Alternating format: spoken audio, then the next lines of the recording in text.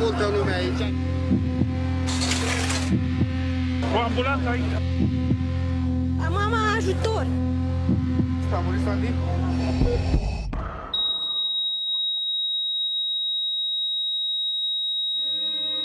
Oameni cu chipuri disperate. Din ochi li se vede frica. Împietriți de durere și blocați într-o realitate pe care nu și-ar fi imaginat-o niciodată. Un fel de apocalipsă care a secerat vieți și a curmat destine.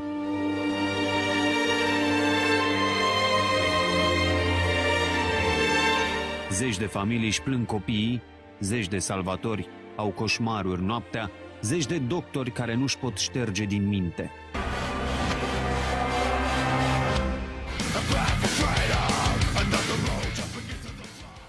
Ce ironie a sorții! Exact la acest vers, de parcă a fost predestinat, un cerc de foc, transformat în blestem, avea să-i aducă pe acești tineri la porțile infernului.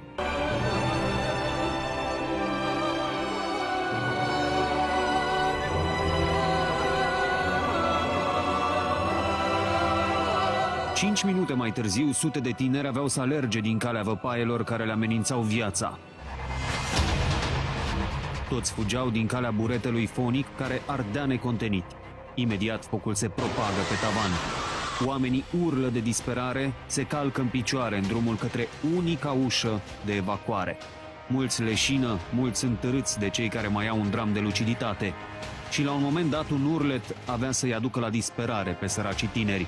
Bucăți din plafon se desprind și cad peste oameni.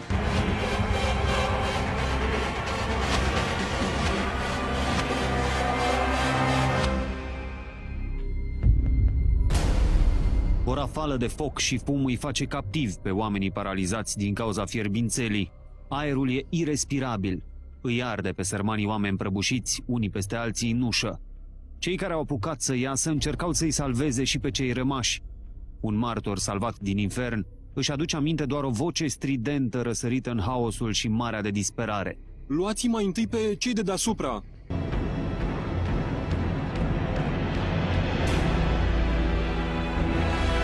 Lumea năvălește afară într-un tablou dezolant. Pe caldarâm zac inerte zeci de persoane, fără haine, plini de cenușă. Mulți sunt în stop cardiorespirator. O armată de medici se luptă să-i păstreze printre cei vii.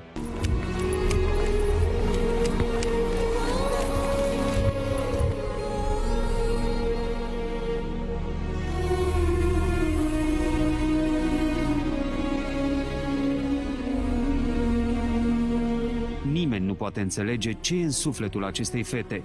Chiar lângă ea, medicii se chinuie să-i salveze prietenul. În momentul în care sunt surprinse aceste imagini, încă mai spera.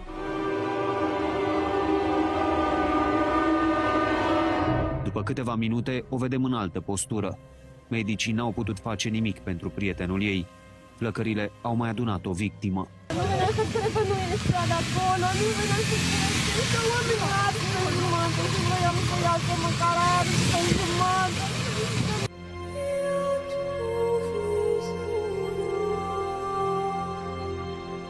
Acest tânăr este susținut de două prietene. Cu greu se mai ține pe picioare.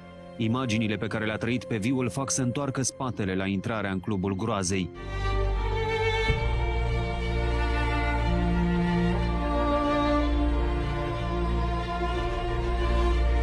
Nu încercați să numărați ambulanțele prezente pe strada de lângă club. Chiar și salvatorii le-au pierdut șirul. Din buzunarele victimelor se aud morbid sonerii de telefon. Familiile vor să știe că sunt bine, dar nimeni nu le răspunde.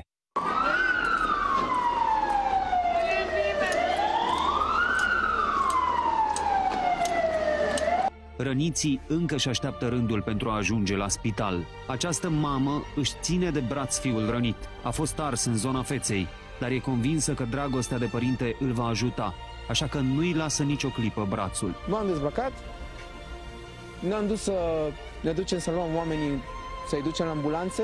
În apropiere de clubul morții, tinerii rememorează fiecare secundă a tragediei. Povestesc fără să realizeze exact ce s-a întâmplat. Au rămas mulți în urmă? Nu știu să zic cât au rămas. Rămăseseră vreo 50, 60. Dar cum să-i ceri unui om care a ieșit din iadul flăcărilor să-și numere prietenii pierduți? Detaliile nu sunt clare, dar fiecare încearcă să dea lămuriri. Foarte mulți oameni. Niciodată n-am văzut așa ceva. E oribil. Erau peste 80 de oameni care țipau și erau plini de răni, sânge, morți. La câțiva pași de supraviețuitori, bilanțul celor care au pierdut lupta pentru viață crește. În lipsă de alte mijloace, pompierii au improvizat o targă dintr-un palet de lemn. Acolo e... Trierea victimelor se face direct pe asfalt. Cine are întâietate? Cine ajunge mai repede la spital? Nimeni nu și-ar fi dorit să fie în pielea pompierilor și a medicilor care au nimerit într-o adevărată zonă de război. Da, băgat înăuntru, până acolo. Și de acolo ești preluat mai departe.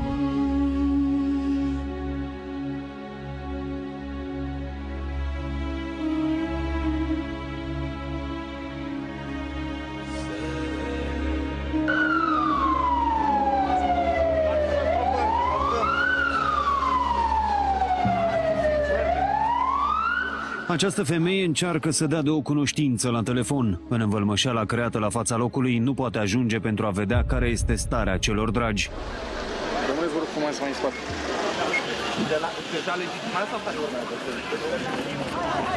E greu chiar și pentru acești salvatori antrenați. Sunt momente în care nu mai știu încotro să o apuce.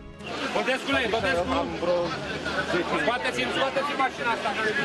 În timp ce viața este prioritatea zero, forțele de ordine se chinuie să scoată din perimetru mașinile parcate care încurcă accesul ambulanțelor. Acești pompieri, dotați cu tuburi de oxigen, tocmai au scos o altă victimă din interiorul clubului. Răpuși de efort, speră că tânărul va supraviețui. Este greu chiar și pentru acești oameni obișnuiți cu operațiunile la limită.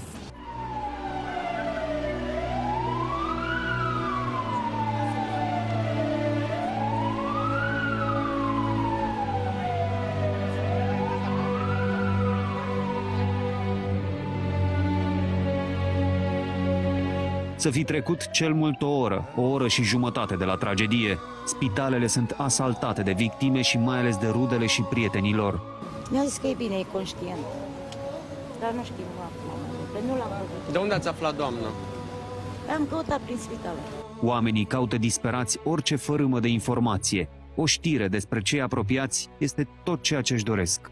Și nu sunt nici din București ca să știu spitalele care sunt, dar e soțul și o să mergem, suntem de la Tulcea noi. La spitalul Floreasca, aceeași dramă, aceeași disperare. Această mamă nu știe încotro să o apuce. S-a dus pentru că are și el o formație de rock și era nebunit după formația asta, chiar vai foarte bucuros era.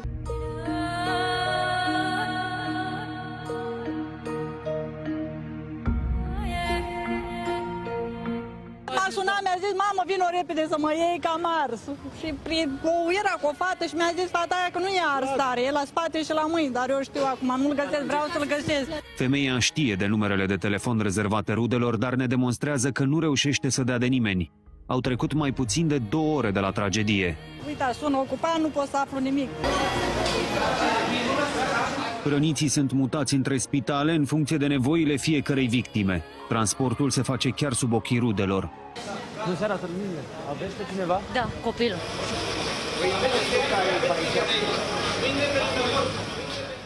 Trupurile pline de răni sunt urcate în ambulanțele Mamut pentru transport victime multiple. L-am văzut, e cu o targă pe jos. Chiar dacă nu pot ajuta, prietenii și rudele vor să fie alături de cei dragi. Florin, venim acolo, da? Hai să vin la spital, bă, sunteți tare!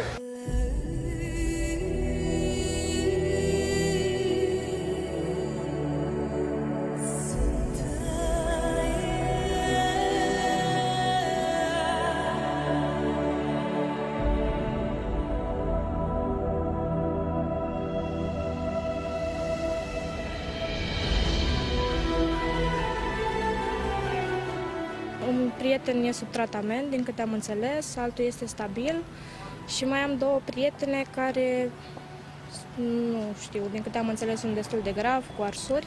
La Universitar și la Spitalul de Arș aceeași situație, incertitudine și multe semne de întrebare. Nu știm de o persoană ce s-a întâmplat. Avem 2 persoane internate și mai știu de încă 2 persoane, deci 4 persoane internate. Da.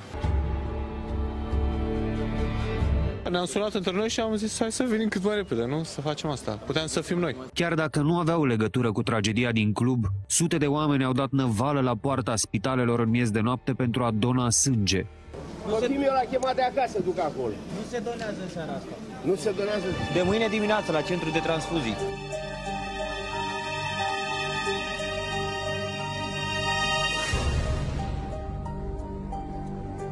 Mărturia acestei tinere e de-a dreptul incredibilă. Ar fi trebuit să fie la concert.